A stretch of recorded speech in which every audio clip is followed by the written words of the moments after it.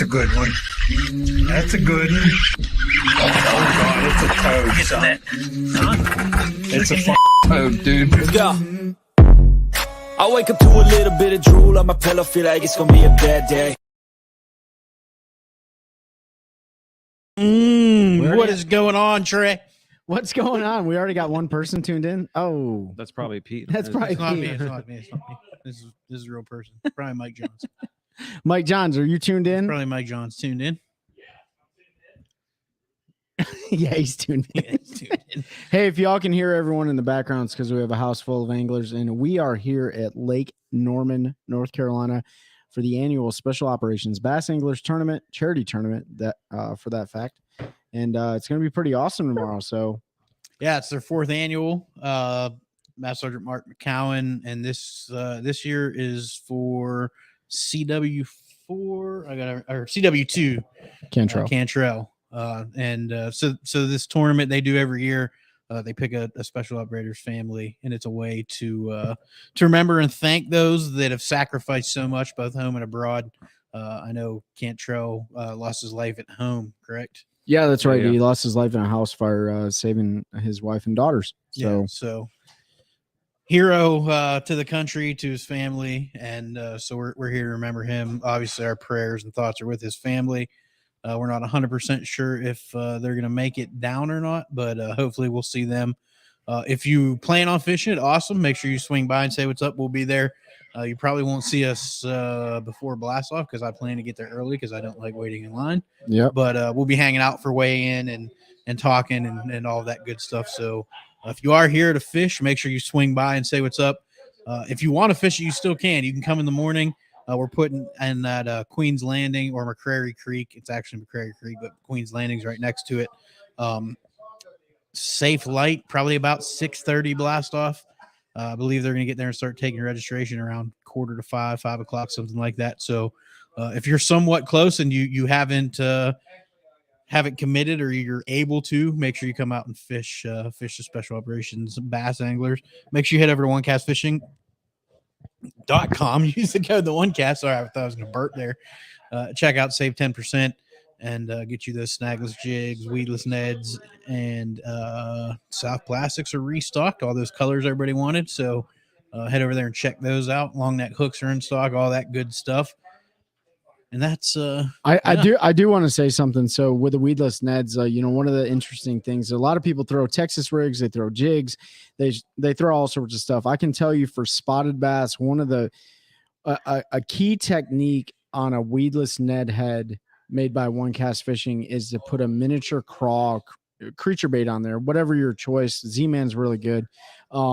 But it's the same concept as throwing like a shaky head or a Texas rig. But if you put like a small craw or creature bait on the back of that weedless Ned head, it can do some damage. And I'm not going to say only on spotted bass lakes because it works everywhere else, but like it's something that not a lot of people do, but I think it's a great technique. And so like Pete said, and Ben sitting right here, like head on over and get some of those weedless Neds because you won't be disappointed. And we do have some of those tiny craws. That's right. That's right. 3-inch craws, and they stand up in the water. In fact, that's what I caught. One of the spots on the day was one of the weedless Ned. That's right. Yeah. If you're just tuning in, you're hearing a whole group of anglers in the background. We got a giant house together, and appreciate you guys tuning in. We just got done with our day of practice, and all of us did something pretty different today. We broke down the lake in different sections and stuff like that, just to kind of like, keep the fish honest and, share information with each other because we are cultivating an environment of anglers helping anglers. And this is a non-sanctioned event, so it's not like information is off limits and stuff like that. So it was a pretty interesting day. Ben, how was your day with Mr. FX3 Michael Johns? Yeah. So, well, I woke up this morning. I had a text from Michael that said, what's up, Greg? I got delayed. So we got on the water about a couple hours later than we planned to. So we didn't really get out till like probably 10 o'clock or so. Yeah. So primarily what we did is we ran up the river. Mike is I'm co-angling with him. He brought his boat up, but he's a Florida shallow water guy. Mm-hmm. And so without having a lot of time, so a couple days to really go search and practice and find the better spotted bass. I mean, we caught some. We found a spotted bass pattern. But then we ran up the river. It was like, well, let's just get on a largemouth pattern if we can, and we figured that's probably our best bet to get lucky. Yeah. to find a quality bite. So yeah, it was but we got bit. It wasn't an easy bite, I should say.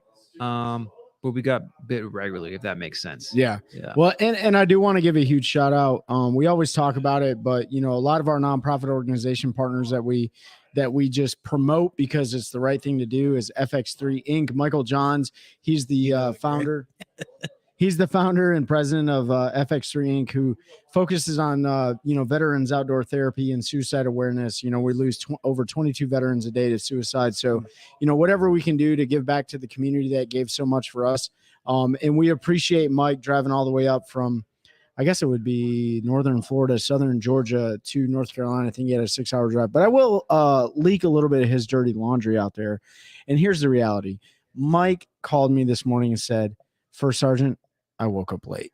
I'm not going to make it. Well, the problem is last night I jinxed him because last night I texted him. I said, hey, Mike, just for whatever reason, if you get delayed in the morning, text me so I'm not the dummy sitting at the ramp for 6 hours without a boat. Yeah. So. I got my fishing poles and I'm ready to go. Exactly. Yeah.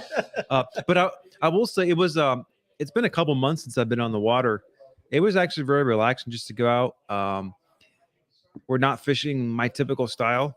Because if I was here with my boat, I'd be graphing offshore, looking for brush piles, doing that sort of thing. Yeah. So it was nice just to sit back and kind of be along for the ride and, throw the baits I'm comfortable in that shallow water and get bit. So it was, picked up a couple things, learned a couple things. So. Yeah.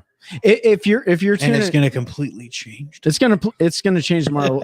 Let's get to that for sure. But first, before we get to that, Greg, I'm taking you up on the Dookie rolls if we win. Dookie rolls. If you don't know what a Dookie roll is, you're missing out.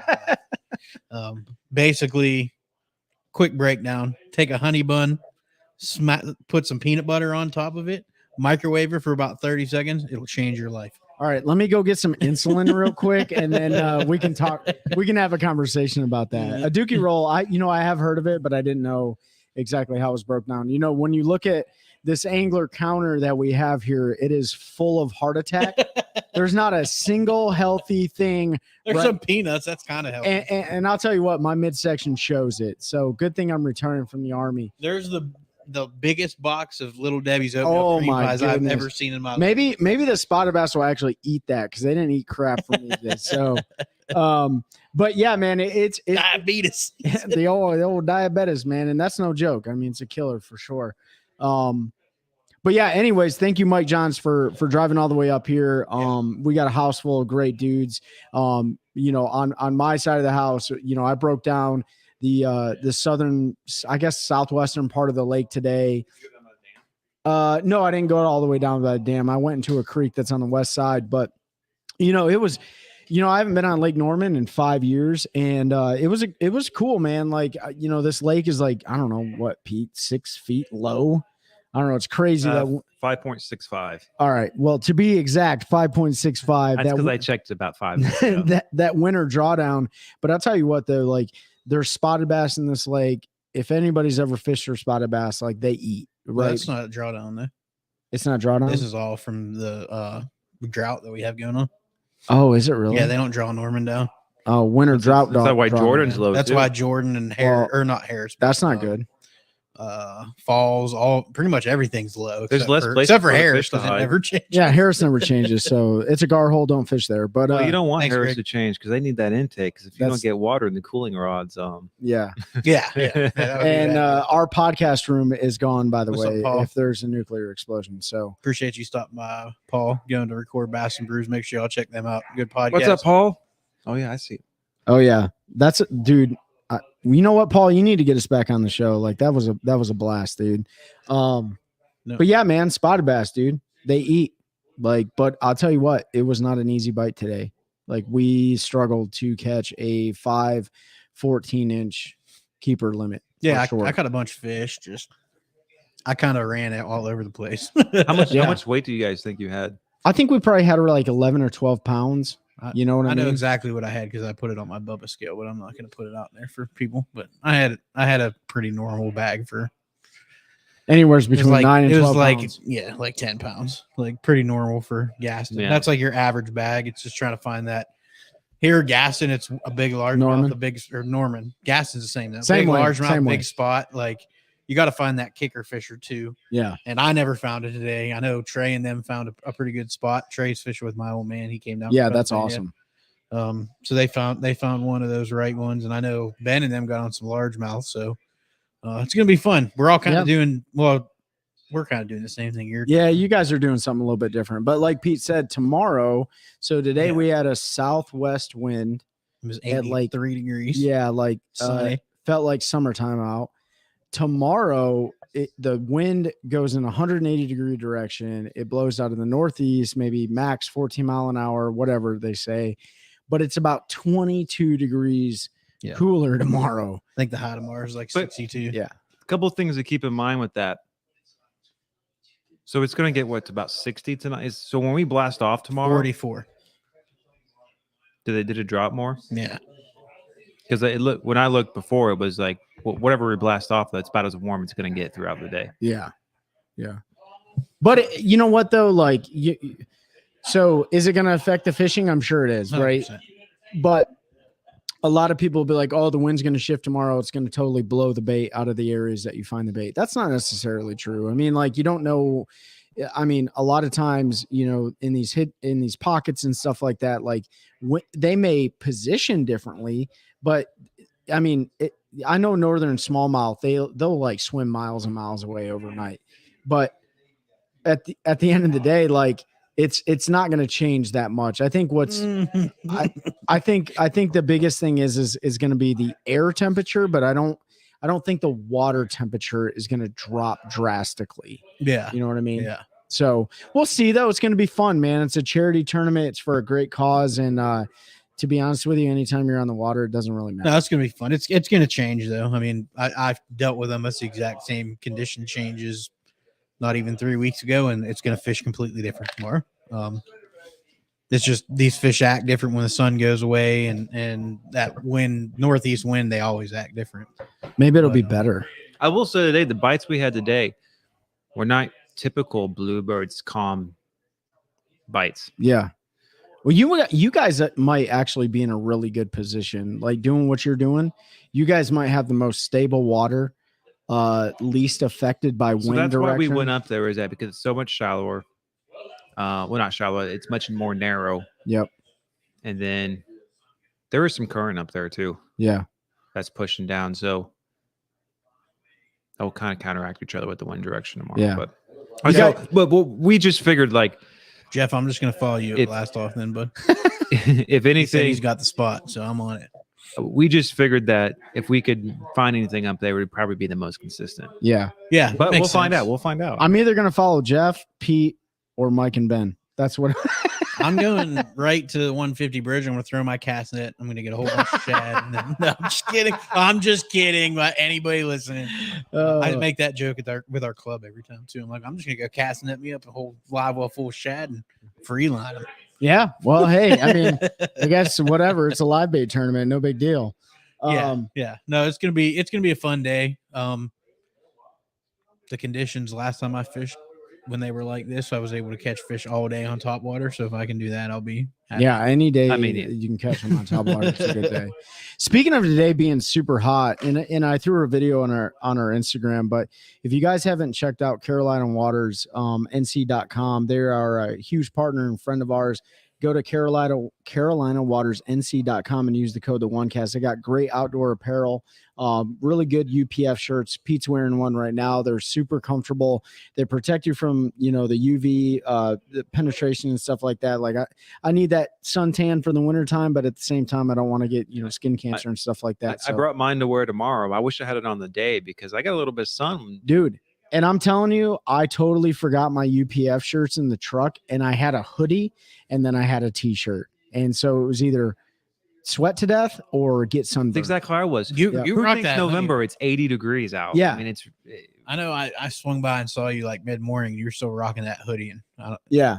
I mean, I can usually wear a hoodie all the time, but today it got a little warm, and like Pete said, his dad was in the boat with me, and I'll talk about that here in a second. Like the way that he fishes, I love it. It's so OG style. But dude, I think it was like noon, 12:30. I was like, okay, enough is enough. I had to drop this hoodie and go straight OneCast t-shirt, and I got a little red, man. I got a little farmer's tan going. So, and speaking of, the OneCast t-shirts, the OneCast hats, like head on over to OneCastFishing.com's website, and our apparel. Yeah, if you go on the tab at the top, the menu, it says the OneCast. Yep. So actually, if you click on that, it'll have our we'll not have the episode that just published now because I got to switch that on. It has last week's. But actually, that's a plug too. What is it? 46 minutes ago, our last episode dropped, and that was with Brad and Paul, the executives of the NPFL, and that was live from Lake Lanier. So a lot of great information, insight into the future of the NPFL. Maybe someone brings Alabama rigs back, but I'm fishing if they bring it. Go watch that. But I forgot where I was going with that. That was a tangent. But you go to OneCastFishing.com. So if you go on there, it's got the latest podcast episode. If you scroll down, it has our t-shirts and hats on there as well. Yeah, absolutely. Well, like any help that you guys can provide, the show like goes right back into the show. So we got some awesome hats. None of us are wearing them right now. No, mine's in the truck. Mine's in the truck drying out from all the sweat I had today. And we got t-shirts. I'm actually wearing one right now. It's like an OD green style t-shirt, super comfortable.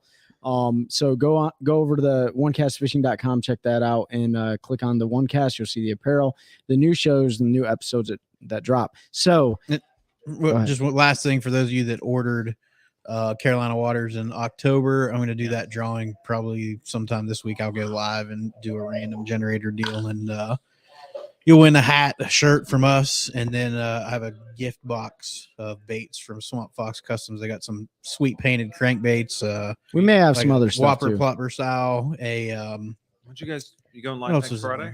A couple spinner baits and buzz baits, and then you'll get 3 dozen soft plastics of your choice. So pretty sweet deal. Appreciate our friends down there throwing that in. And then we have another bigger giveaway coming. I know we keep talking about it.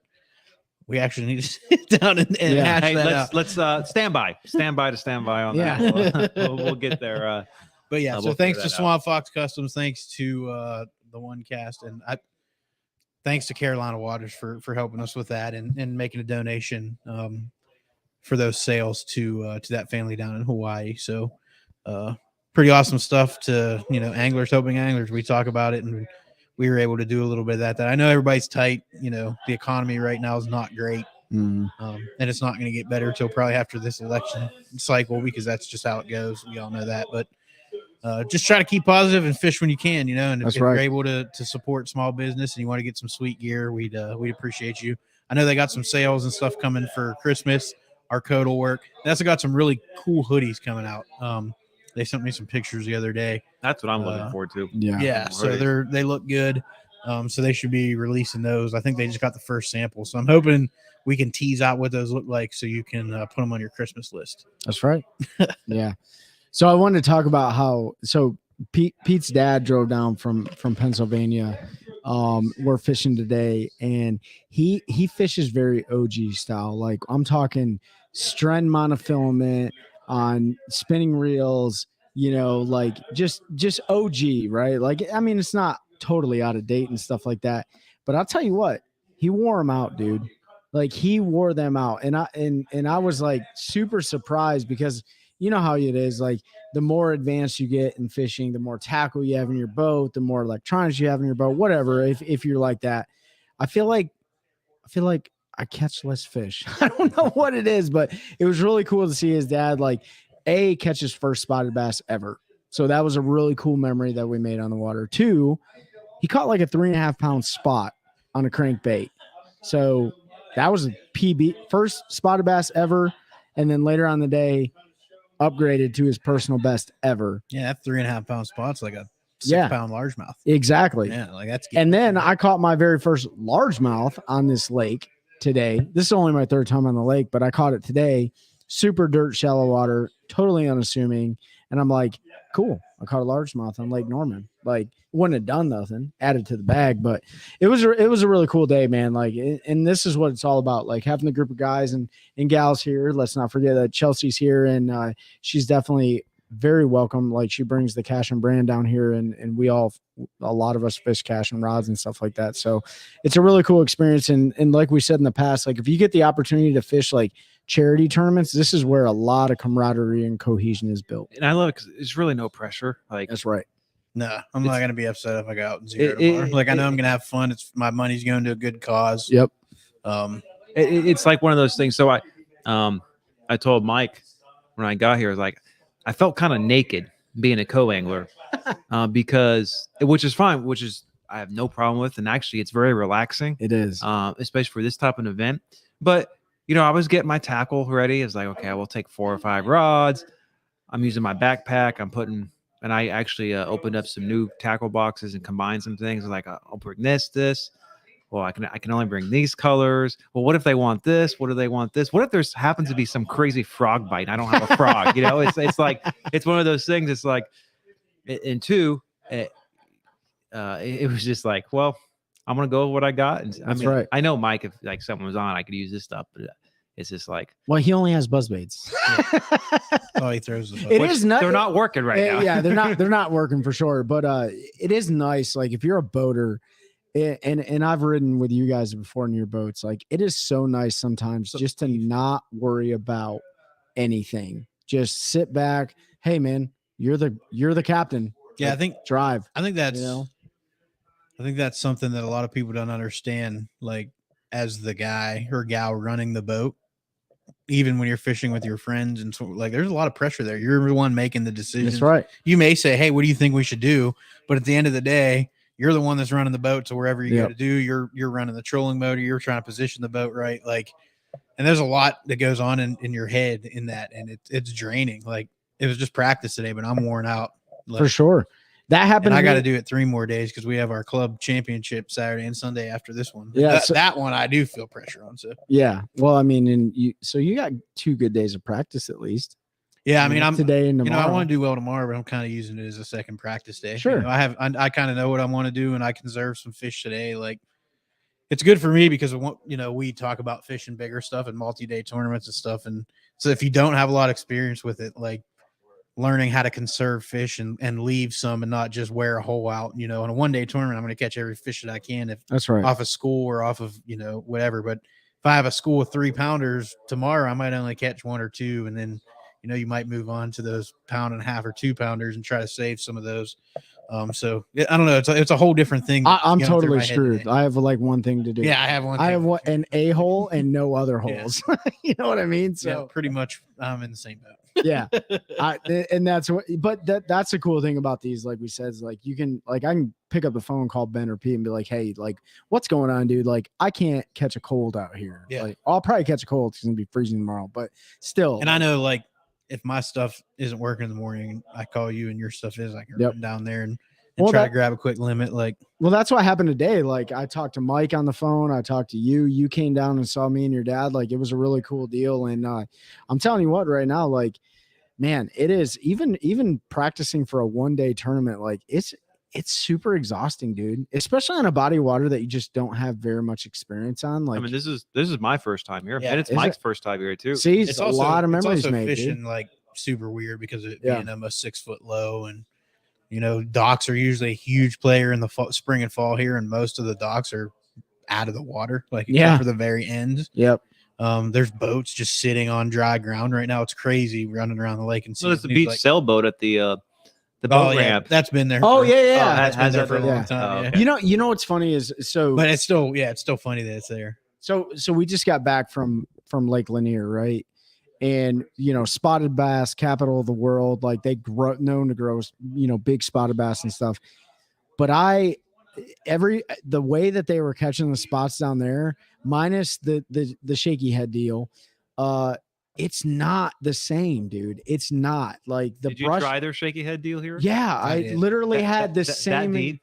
I did, yeah. Yeah. I was fishing brush piles in 35, 40. And I could not get them in brush piles. They just didn't want to eat. Yeah, like I'd thrown a quarter ounce. I'll just say it. You could sit there like you could sit there on a brush pile, watch with your forward facing, and you could see the fish in there. You could throw your shaky head. You could bring it up over the top. They wouldn't even come out and look at it. The second one of those schools of bait went over the top, that brush pile, every fish in there came out of it. Yes. Push that bait. Did you ate throw it, an and then Alabama went rig? back.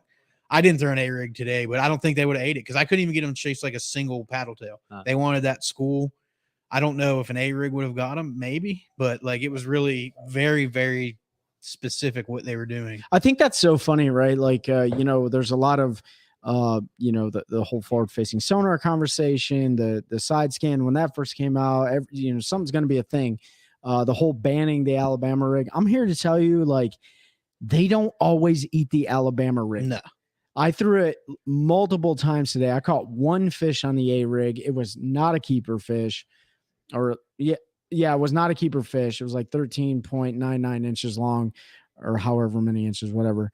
But, dude, they would literally follow it and turn away and follow it and turn away. Now, is it the way it's being worked? Is it the bait? I don't know. I couldn't tell you, but it was so frustrating. It almost makes me want to turn forward facing sonar off tomorrow, even though I'm not gonna. I know I'm not gonna. It makes me want to turn it off tomorrow. I didn't really use it once I realized like what the deal was. I really didn't use it to try to find fish.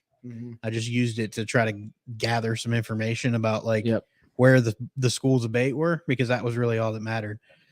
And I'll say it, like all the fish I found were just schools that were roaming deep water, like main lake stuff, deeper channels and things like that.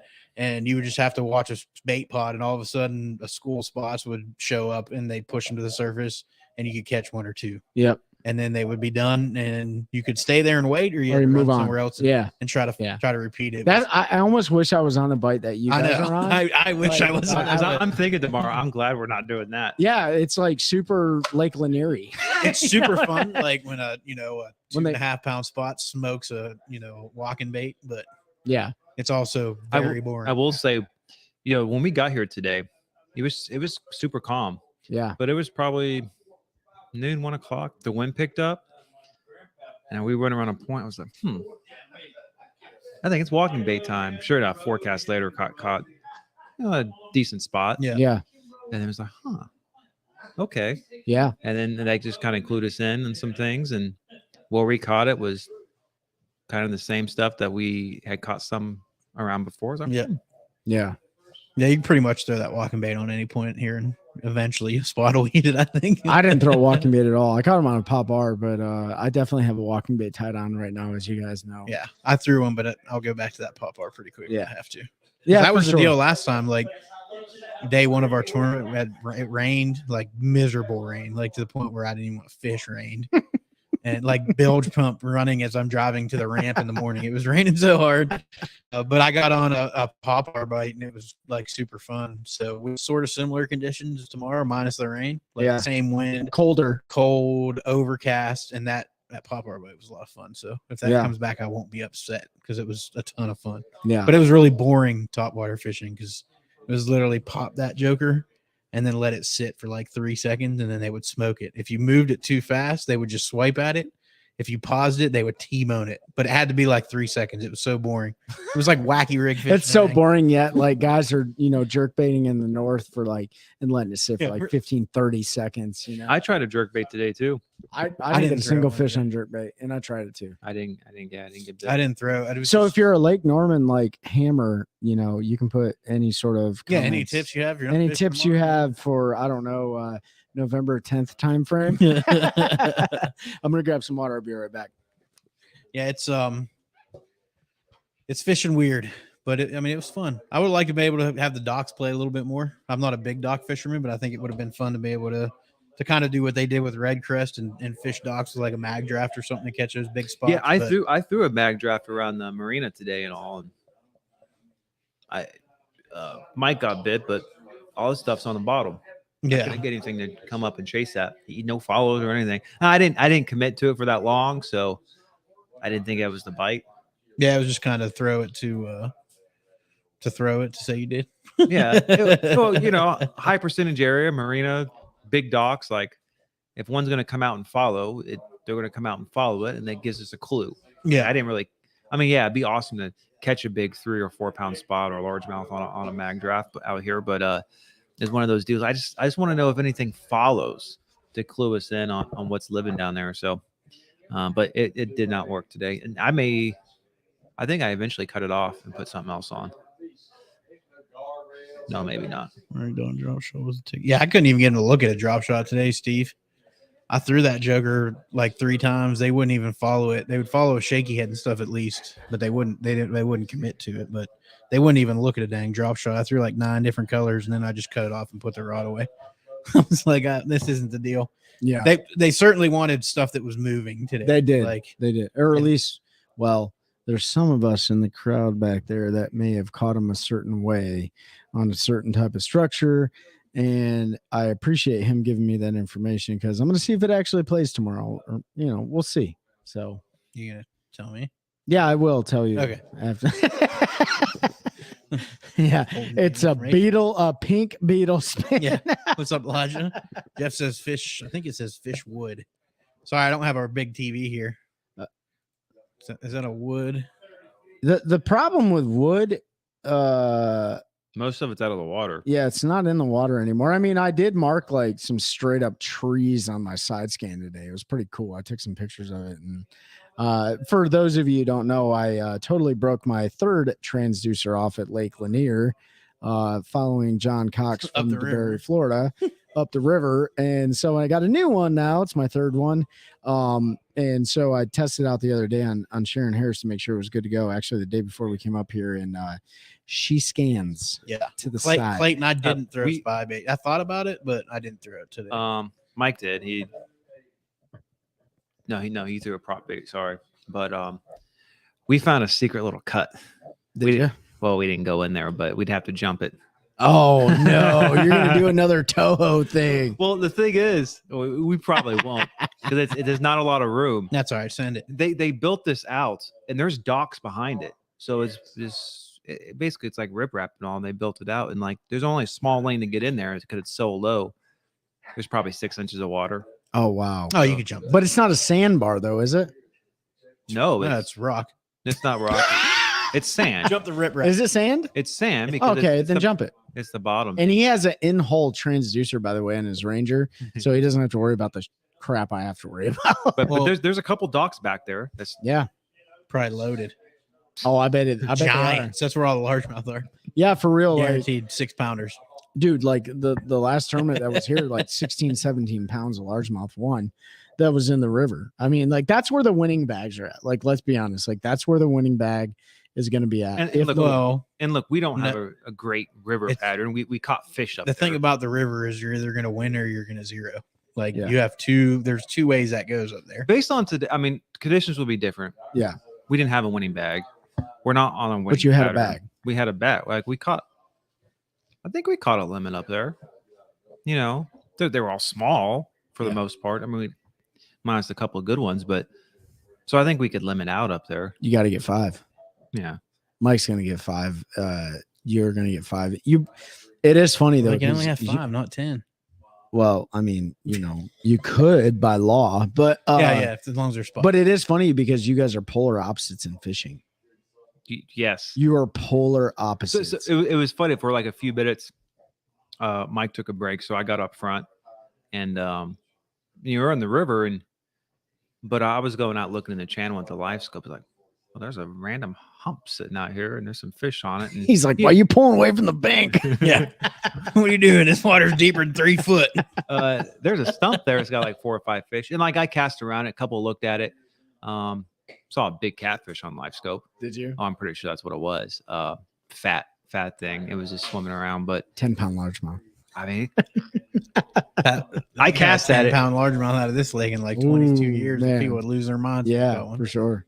Well, we were joking around. He's like, that's a state record. State record. People would not believe the state record coming out of Lake Norman. No, not at all. Clayton, no, I did not try any spy baits today. I think the closest anybody came to a spy bait was Mike probably throwing a Bangalore, right? Mm-hmm. Yeah. So Bangalore is a staple, bait down in Florida. You can throw them on Santee Cooper.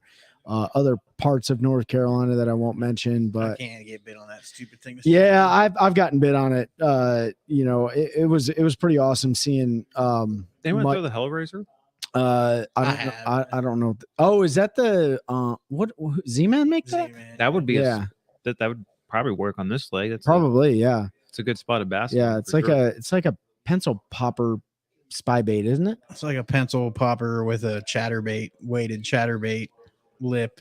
Yeah, with a It's just prop kinda, on the back, right? There's no prop. It's just kind of like wiggles and vibrates. It's Oh yeah, that's right. Brian Latimer like crushed them on Hartwell. different. with that They'll, thing. I mean, they'll eat it. Yeah. I think you throw a hot dog in the middle of the school. The problem for him. is like, at least the fish that I was catching were pushing the bait into like 3 inches of water, Mhm. and I've thrown that Hellraiser a lot, and that thing sinks like 3 tons of bricks. So if Really? you throw it up in that shallow water, if you're like even a second delayed on starting your reel, you're gonna end up snagging that rock or whatever it is that they're okay. pushing up on. So Yeah, I mean, dude, I tried like even like traditional like blade baits and nothing. Chinese spoons. I did not, but I mean, like I guess the action is different, but it's funny too. Like talking about fishing, like you're an offshore guy, like you love using electronics and all that stuff. Like Ben, I'm talking to Ben, but I'm talking to y'all. And Mike's not, and it was really funny when I fished with Mike. Like he uses the neck controller or like the handheld controller to control. Was he using the foot pedal? He wasn't using. Well, so this is another tangent here. Because this is my first time using that Garmin Force trolling motor. I think the trolling motor is great. That pedal is an absolute piece of crap. It's a real squishy, isn't it? Well, so it's electric. it's electric steer, so it's super sensitive. You barely press it, and your trolling motor is going 370 degrees, like all the way around. Like how's that possible? Two, it's got all these other buttons on the side. Yeah. And the pedal, I guess, is just the way its shape is too small. You have it's very easy just to hit the anchor button and all. Yeah. Much easier than say the Minn Kota, the Ultrix and all that. Yeah. And I would be like, oh, there's a fish. I mean, I'm trying to follow. And so it makes it very difficult to follow with your scope too. Because I'm not practiced. I'm used to the cable steer. So it's hard to follow things. So it is. It's different, dude. Garmin fixer trolling. Fix your pedal, please.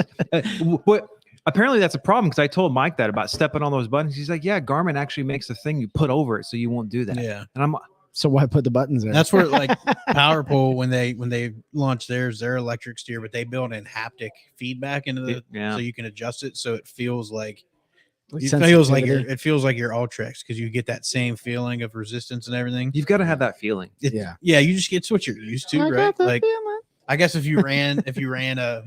I ran a Ghost or that's Lawrence is the Ghost. The Force.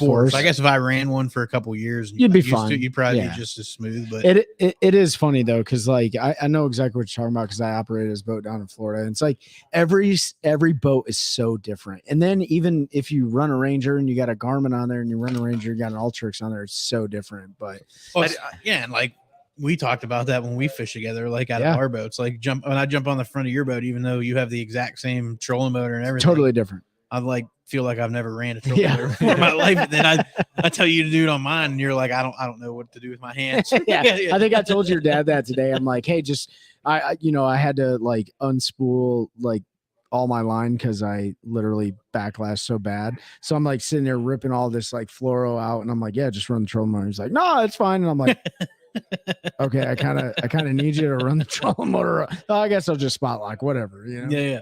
So.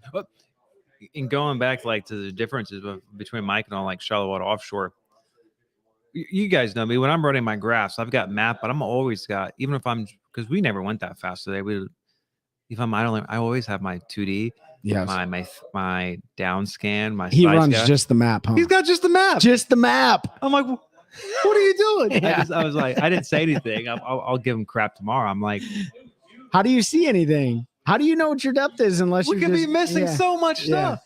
My partner this year, And his temperature gauges don't work, so we had no idea what the temp was. Yeah, it's 95 degrees. yeah, 1,000 It degrees. said 102 degrees on his Yeah. Garmin. We're like, well, Yeah, I think that's off.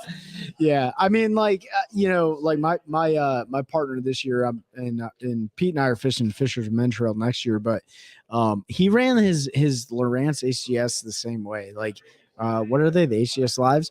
Like, we'd be running in his Triton and be like, yo, like, you just got the map up? Like, how do you see what's underneath you? Like, how do you know what's like? He just run the map, dude, the whole time. I don't run sonar when I'm running. Really? I mean, it's proven that it's highly inaccurate. It doesn't, No, it's not that. It's just I feel like it doesn't do anything for me. I don't know. well, so like we weren't running full. Like we would be idling around and stuff. And like, Oh, if I'm idling, I have it up. Yeah, that's what I'm saying. The entire day, he never put his sonar on. that's like serial killer stuff there. What I'm having a talk with him as soon as this is done. What did Jeff That say? said, I'm Carolina rigging a popper. That killer bait. Carolina rigging? Yeah, a Papillon? Carolina rig the old popper. Keeps it up off the bottom. You can Jeff, you're gonna have to explain that one. You got to use like a 2-ounce Carolina rig weight to keep it down. You got to use a punch weight. Just boom, Yeah. boom, just Yeah. like straight well, down. it never Say gets that. down. You pop it, and it just kind of. But I have seen people use like a shad wrap Yeah, on like a 18 yeah, to 36-inch leader down deeper. yeah, and just drag it along, especially cold water. dude. You know what It's else? like it's a suspending crankbait that's just going to sit there. The best cold water bait in the world is corn powing to shoot deer. Speaking of shooting, If you deer- can legally do that in your state. yeah, for sure. Follow the law, people. Stop breaking the law. I saw this is something I've never done for largemouth or for bass in general, but I saw a tournament recap of whatever. I think it was a Coosa River spotted bass tournament, and Scott Martin was using a slip bobber with like a Demiki rig style bait on Yeah. it, and I was like, man. I wonder if I should do something like that. Just like dead stick it, just let it float like a bait fish. So if you're listening to this, which I mean, I hope you are, let us know if you guys have ever like slip bobbered a, Demiki style rig or something like that for bass. Cause I think it would work, especially but I mean, I don't think it would work today because they wanted something moving. But maybe when the conditions change, there might be something. Those days when they don't really want it. Yeah. Yeah. I mean, just just a bait fish, just kind of like just fluttering, So Hmm. I don't know. Something to think about. And then I don't know, were you guys in the room when the guys were talking about you were in the room when the guys were talking about the OG style of like locating schools of fish? What, the bobber trick? Yeah, the bobber. Yeah, trick. I was talking to somebody 2 days ago, and he was telling me what the things they used to do. I mean, this is before they probably had flashers, but let's say 3 or 4 decades ago, they would catch a fish, and if they were on a lake and they would group up in schools, and it's that time of year where they would attach a bobber to this fish and release it and just watch to see where it went. And wherever that fish went, it was probably back to a school or brush pile. And then they do this. Well, your dad was talking about doing it for crappies. Yeah. And then you just fish that spot. And when you're done, you go grab the bobber, pull the fish up, unhook it, and That's do it so funny, dude. Jay said I've done it with a hair jig. Yeah. I mean, that's straight up like Demiki rigging essentially. Yeah. I mean, that makes sense, dude. Like anything that's different, I feel like It's nowadays. easier to find a school of forward facing sonar. Fish on a blower. Yeah, but what if the fish are like super sensitive to the pinging and they don't want it, Right. right? I'm gonna find another. and what if they're laying right on the bottom? Yeah, and you can't see them. Like it's just another like. I'm not gonna try it in this tournament, but I'm gonna try it. I'm totally. You're gonna try it. bobber one. Yeah, I want to bobber one and see what happens. Like it's not gonna be a largemouth. Like I don't keep largemouth and eat them. Not that there's anything wrong with that. I just don't It's like not them. Kill them just because you put a bobber on. Yeah, but I mean, like if it goes Technically, they're down and gets released. wrapped around a brush pile or something, and then dies, I don't want that We to happen. keep it connected. No, yeah, I see what you're saying. Yeah, you like literally let it go. We could do it with the gar at Harris. Yeah, all the gar. See where those gar schools are at. Yeah. One of these days, maybe I'll do that, and hopefully by then I can get an underwater drone and then follow it around. Yeah, like Ben's gonna be in the drone. Like a No, little Submarine. Yeah, we don't mess with submarines. It's going on. Miniature submersible. Yeah, something like that. I mean, it's not going to implode like the old Titan or whatever. I mean, it'd have to be a homemade one. I'm not. You'll be fine. You can do it. Just 3D. Just cast it out of lead. Yeah, you got lead. We'll just make a lead. Lead ballast in there? Yeah, something like that. So well, cool, man. Yeah. So I appreciate everybody jumping on. It's been about 45 minutes. Yeah.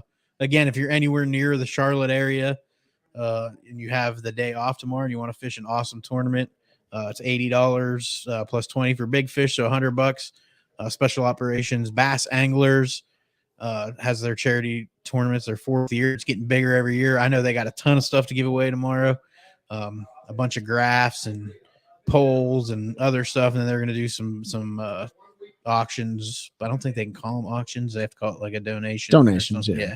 So some stuff for donations, and we'll be hanging out. There's some pros fishing. I know Shaw Grigsby's down. Brian Thrift usually fishes it. I think they said that's who I'm following then. Hank Cherry usually comes and fishes, and then Brian New, I think they said they thought he might be coming this year to fish it. So we got some pros. You can go out there and test your mettle against them guys, and if I beat one of them, I don't care what happens. Like I'm just gonna follow. I'm gonna follow quit Smoke. fishing. I'm selling everything if I beat old Brian Thrift. You're selling it. Yeah, all. I'm done. I'm going out on top. Yeah. Maybe I'll just put a big swim bait in my hand all day. And Just a mag draft. Try to just catch a giant. Yep. well, yeah. It was like today. Mike caught little ones, and I caught a couple of nicer ones. I mean, Mhm. well, towards the end, he didn't beat so, me. so you beat. Oh, he beat you. He beat me, but early on he was. I mean, he caught. I mean, I limited out. I had 3 as a co-angler. Good. That's right. Yeah. That's for That's sure. a BSS limit in my book. Yeah. But anyway, if you're anywhere close, make sure you swing by, check it out, fish it if you can. You can still sign up tomorrow there. I think there were 38 or 40 boats pre-registered. So it goes by order of registration. So all of those folks will be, the higher blast off numbers, but it doesn't matter. Like we said, it's no pressure. It's a fun tournament for a great cause, bunch of giveaways, lots of cool people to meet and talk to, and all of that good stuff. So come on out, check it out, win some prizes. Make sure you check out Special Operations Bass Anglers. I know they're working on some stuff for other donation streams and things like that. So if you can't make it out and you're looking for organization support, they're one, FX3 Inc., Heroes Harvest, Forest Glory Outdoors, lots of great veterans charities that are, doing great things for those that have fought and sacrificed so much for our country. So appreciate everybody jumping on. You guys got anything else? CarolinaWatersNC.com. Go check them out. Use the code OneCast and get yourself some awesome outdoor apparel. Yep. And OneCastFishing.com, same code, the OneCast. Get yourself some snagless jigs, all of that good stuff. Make sure you like, follow, comment. Go listen to our episode this week with the NPFL. If you're behind, you've missed some good ones. Joey Fuentes, you've missed John Cruz. Destin will be coming on again. His episode will come out next week. We got some other folks coming. So appreciate you all jumping on the show, listening, tuning in, likes, comments, all the stuff. Appreciate your support. Help us continue to grow a culture of anglers, helping anglers one cast at a time. That's a good one. That's a good one. Oh, God, it's a toad, son. It's a toad, dude. Let's go. I wake up to a little bit of drool on my pillow, feel like it's gonna be a bad day.